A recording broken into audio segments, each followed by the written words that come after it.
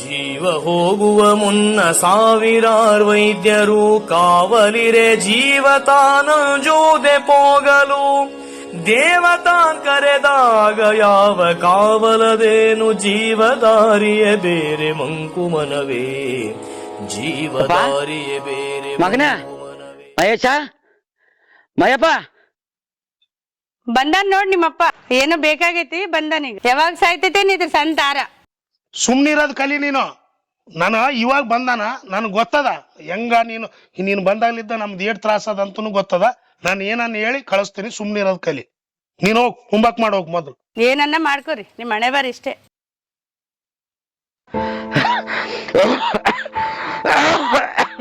ಯಪ್ಪ ಮಹೇಶ ತಾತ ಯಪ್ಪ ಮೊಮ್ಮಗನೇ ಆರಾಮಿದ್ದಪ್ಪ ಆರಾಮಿದ್ದೇನೆ ಬಾಲೆ ರಮ ನಿನಗೆ ಎಷ್ಟ್ ಸರಿ ಹೇಳಿ ನಾನು ನಮ್ ತ್ರಾಸ ನಮ್ಗಾದ ನಾವ್ ಎಷ್ಟು ಕಷ್ಟ ಪಡ್ತೀವಿ ನಾವ್ ಹೆಣ್ರು ಮಕ್ಕಳು ಇದ್ದು ಜಟ್ಟೆಲ್ಲ ಮಕ್ಕಳಿಗೆ ಹೆಚ್ಚು ಹೋಗಂಗಿದ್ರೆ ಯಾಕೆ ಬರ್ತದ ನೀನ್ ಬರ್ಬೇಡ ಅಂತ ಹೇಳಿಲ್ಲ ನಾನು ಇದ್ದಿದ್ದು 2 ಎಕರೆಗೆ ಜೀವನ ಮಾಡಿ ಮಕ್ಕಳು ಮರಿ ಓದಿಸ್ಕೊಂತ ಕುಂತಿದ್ದೀವಿ ಯಪ್ಪ ಮಗನೇ ನನಗ ಈಗ 8 ದಿನ ಆಯ್ತಪ್ಪ ಕೆಮ್ಮು ದಮ್ಮು ಆಯಾಸ ಜಾಸ್ತಿ ಆಗಿಬಿಟ್ಟದ ಸಣ್ಣ ಪುಟ್ಟ ಆದ್ರೆ ನಾ ತೋರಿಸಂತಿದ್ದೆ ಡಾಕ್ಟರ್ ಅದು ಏನೇನೋ ಸ್ಕ್ಯಾನಿಂಗ್ ಮಾಡ್ಬೇಕು ಎಕ್ಸ್ರೇ ತೆಗಿಸ್ಬೇಕು 12 ಟೆಸ್ಟ್ ಮಾಡಿಸ್ಬೇಕಂತ ಹೇಳ್ಯಾನ ಅದಕ್ಕೆ ಒಂದು 12,000 ರೂಪಾಯಿ ಖರ್ಚಾಗ್ತದಂತಪ್ಪ ಮಗನೇ ಅದಕ್ಕೆ ಸ್ವಲ್ಪ ಒಂದು 12,000 ಕೊಟ್ಟಿದ್ರೆ ತೋರಿಸಂತಿದ್ದಪ್ಪ ಯಪ್ಪ ನಾನು ಯಾಕೆ ಕೊಡ್ಲಿ ಪೆನ್ಷನ್ ರೊಕ್ಕ ಬರ್ತದಲ್ಲ ಅದ್ರ ತೋರ್ಸು ಇಲ್ಲಾಂದ್ರೆ ಅವನಿಗೆ ಸರ್ಕಾರ ನೌಕರಿ ಹೆಚ್ಚಿದೆಯಲ್ಲ ಲಂಚ ಕೊಟ್ಟು ಹಾ ಸಣ್ಣ ಮಗನಿಗೆ ಅವನಲ್ಲೋಗು ನೀನ್ ನಮ್ಮ ಮನೆ ಕಡೆ ಬರ್ಬಾರ್ದು ಓ ಯಪ್ಪ ಮಹೇಶ ಪೆನ್ಷನ್ ರೊಕ್ಕ ಎಲ್ಲಿಟ್ಟಿ ಅಂತ ಕೇಳ್ತಾರಲ್ಲಪ್ಪ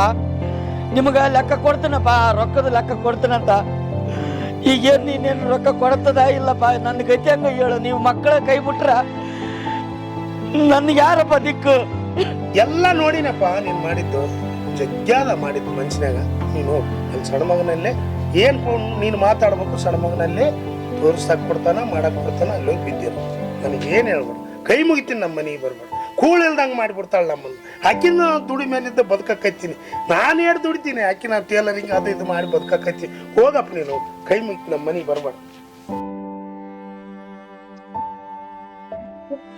ಕೆಮ್ಮಾಗೋಣ ಬಂದೇನೆ ಇಲ್ಲಿ ಕೆಂಪ್ ಅಂತ ಹುಡುಗರಿಗೆಲ್ಲ ಜಡ್ಡ ಹಚ್ಚಿಗೆ ಅಂತ ಕುಂದ್ರಾಕ ನಮ್ ತ್ರಾಸ ನಮಗ್ ಗೊತ್ತದ ಈಗಿನ ಪದ್ಧತಿ ಗೊತ್ತಿಲ್ಲ ಇನ್ನ ನಡಿ ಹೋದ ನಡಿ ಒಳ ನಡಿ ದುಃಖದಿಂದಿಹೆನೆಂದು ಬಿಕ್ಕಿ ಬಿಕ್ಕೆಳಬೇಡ ದುಃಖವೇ ಇಲ್ಲೆಂದು ಸೊಕ್ಕಿ ನೀವು ನಗಬೇಡ ದುಃಖ ಸುಖವೆರಡ್ಯಾವ ದಿಕ್ಕಿ ನಿಂಬರುವವೋ ಲೆಕ್ಕದಿಂದಿರು ನೀನು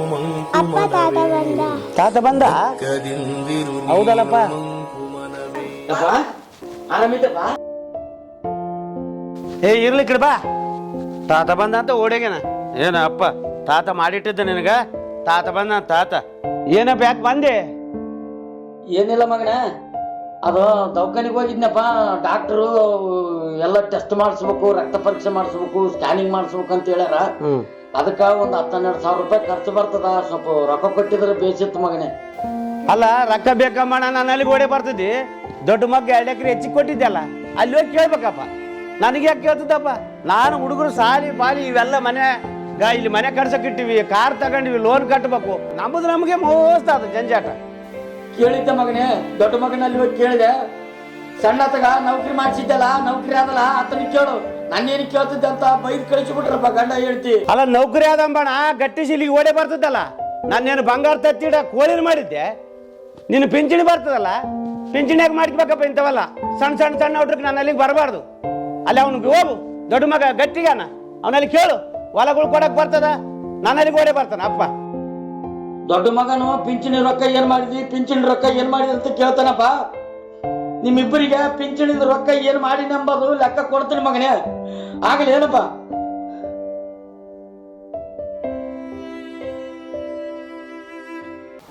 ಹೋಗಕ್ಕೆ ಹಾಳಾಗಿ ನಮಗೆ ಮೂಲಕ ಎಲ್ಲ ಬಂದ್ ಕೇಸ್ ಏನಲ್ಲ ನೌಕರಿ ಆದಂತ ಪಾಪ ಒಂಬ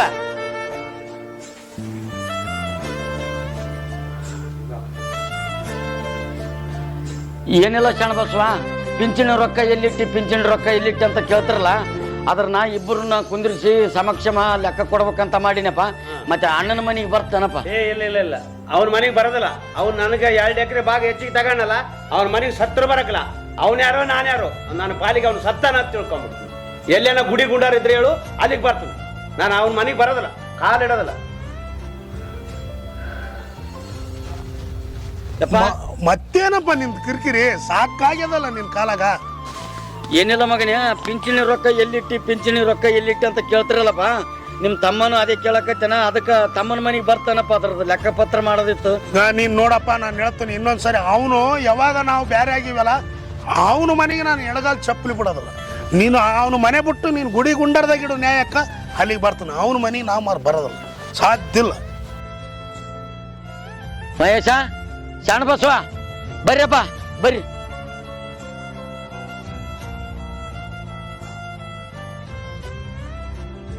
ಕುಂದ್ರಪ್ಪ.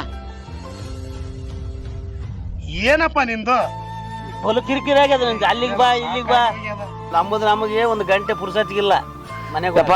ಏನಿಲ್ಲಪ್ಪ, ಪೆನ್ಷನ್ ರೊಕ್ಕ ಎಲ್ಲಿಟ್ಟಿ ಅಂತ ಹೇಳ್ತಾರಲ್ಲಪ್ಪ.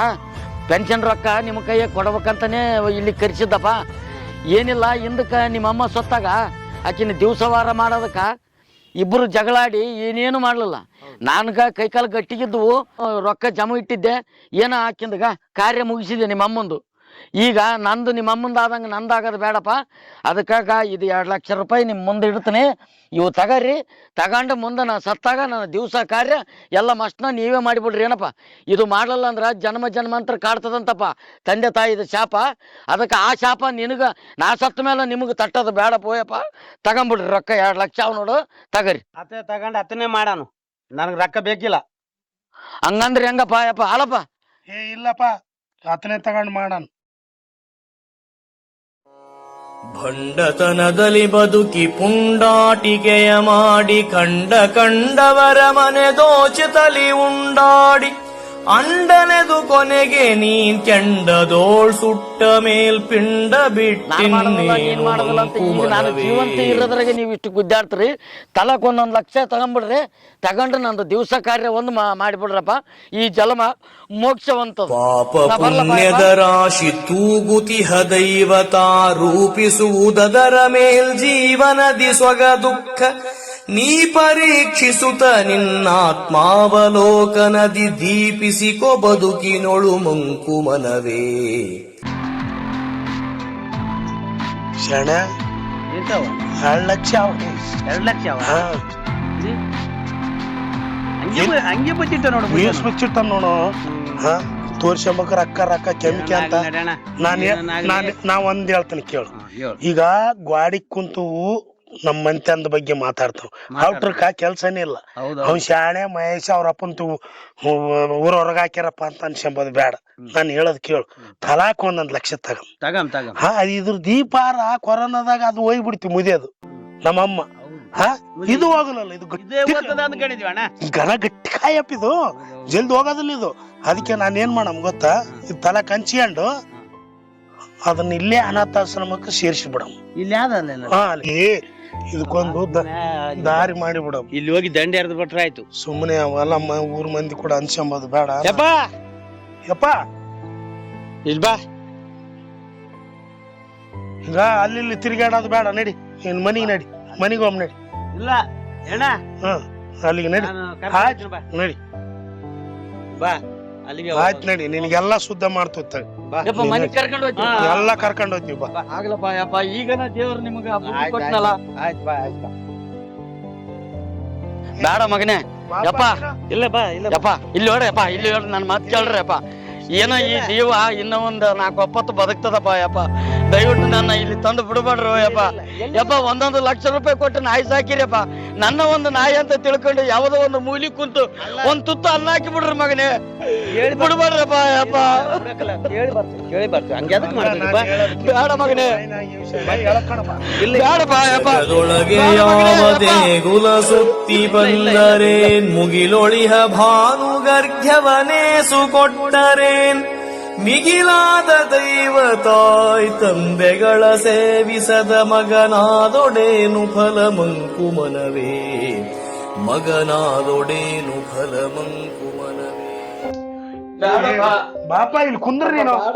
ನಾನು ಹೇಳ್ದೆ ಇಲ್ಲಿ ಸುಮ್ನೆ ಕುಂದ್ರು, ನೀನು ಸುಮ್ನೆ ಕುಂದ್ರಿ. ಇಲ್ಲಿ ಹೇಳದ್ ಮತ್ ಕೇಳು. ಇಲ್ಲಿಗೆ ವಾಯನ ಮಾಡಿದ್ದಿ ನಮ್ಮನ್ನೆಲ್ಲ ಊರಾಗ. ಸರ್ ನಮಸ್ಕಾರ ಸರ್. ಸರ್ ಇವರು ನಮ್ಮ ತಂದೆ ಸರ್. ನಿಮ್ಮ ವೃದ್ಧಾಶ್ರಮದಲ್ಲಿ ಇಟ್ಕೊಳ್ರಿ. ನಾವು ಇವ್ರದ್ದು ಏನ್ ಖರ್ಚು ಬರುತ್ತಲ್ಲ ಸರ್, ತಿಂಗಳ ನಿಮ್ಮ ಅಕೌಂಟ್ಗೆ. ತಮ್ಮ ತಂದೆ ಹೆಸರೇನು ಸರ್? ಶ್ಯಾಮಣ್ಣ ಅಂತ ಸರ್. ಯಾವ ಊರು sir? Khanapur sir. Khanapur sir. ಎಷ್ಟು ಸರ್ ಅವ್ರಿಗೆ ವಯಸ್ಸು? 77 ಸರ್. 77. ಎಷ್ಟು ಜನ ಸರ್ ಮಕ್ಕಳು ನೀವು? ಇಬ್ಬರು ಗಂಡ್ ಮಕ್ಳು ಸರ್. ಯಾಕೆ ಬಂದಿರೋದು ಸರ್ ಈಗ? ಏನಿಲ್ಲ ಸರ್, ಇಲ್ಲೇ ಇರ್ಲಿ ಸರ್. ನಾವು ಮಂತ್ಲಿ ಅವ್ರದ್ದು ಏನ್ ಇರುತ್ತೋ ಅದು ಖರ್ಚು ನಾವು ಕೊಡ್ತೀವಿ ಸರ್. Okay sir, okay.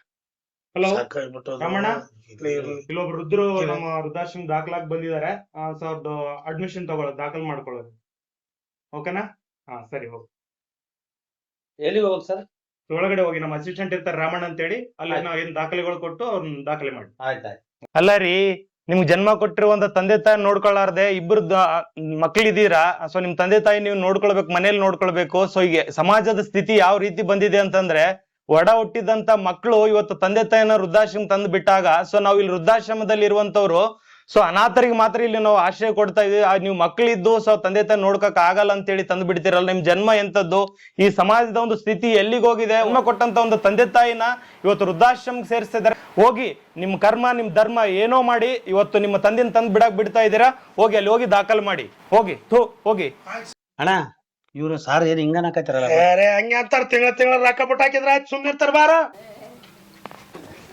ಏನಕ್ ಬರ್ತದಿಲ್ಲ ಏನು ಎಲ್ಲ ಅಲ್ಲಿ ಊರು ಸತ್ಯಮಿಥ್ಯಗಳೆರಡ ನಿತ್ತುತ ಕಡಿಯೊಳಗೆ ಎತ್ತವಲುವೆಂದು ತುಸು ಚಿತ್ತಾಯಿಸುತ್ತ ನೋಡೆ.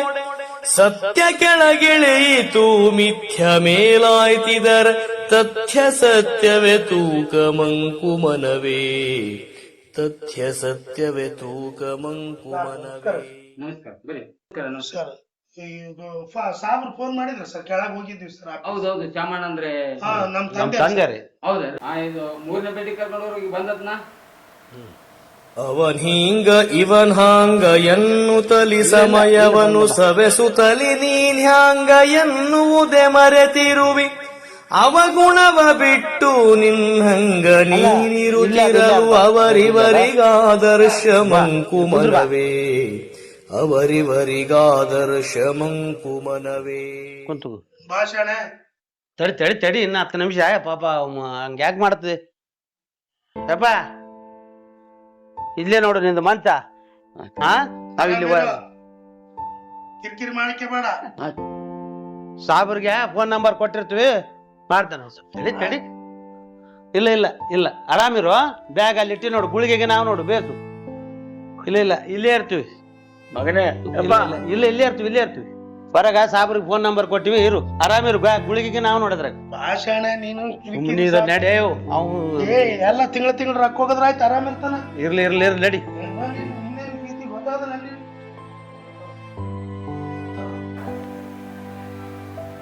ಮಗನೇ ಮಹೇಶ, ಶರಣಪ್ಪ. ಶ್ಯಾಮಣ್ಣವ್ರೆ, ಏನ್ ನೀವಿಲ್ಲಿ?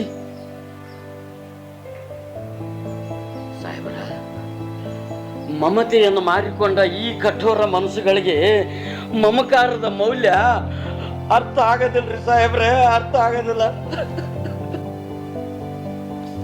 ಸಾಹೇಬ್ರ, ಆ ಭಗವಂತ ನಮ್ಮ ಕಣ್ಣಿಗೆ ಕಾಣದೇ ಇದ್ರು ತೂಗುವ ತಕ್ಕಡಿ ಅವನ ಕೈಯಲ್ಲಿದೆ ಸಾಹೇಬ್ರ, ಅವನ ಕೈಯಲ್ಲಿದೆ.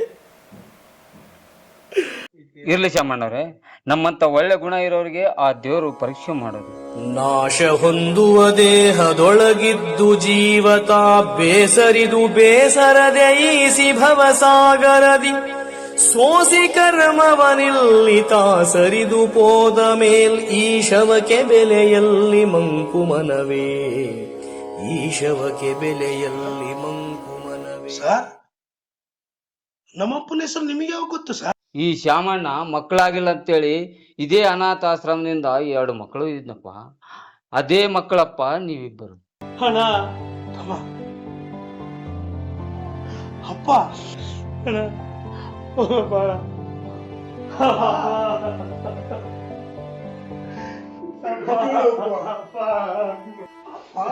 ಮಕ್ಕಳೇ, ಯಪ್ಪ ಎದ್ದೇಳ್ರಪ್ಪ. ಯಾಕ ಎದ್ದೇಳ್ರಪ್ಪ?